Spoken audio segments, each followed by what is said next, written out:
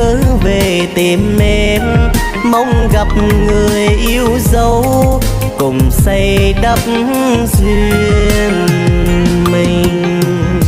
Nhưng mấy ai nào ngờ em đã lấy chồng bên người giàu sang. Em bỏ lại nơi đây hoa 10 giờ tan úa, chàng nhạc sĩ quê nghèo. Thuyền đánh sáng sông, thuyền đâu nào biết bên còn đời chờ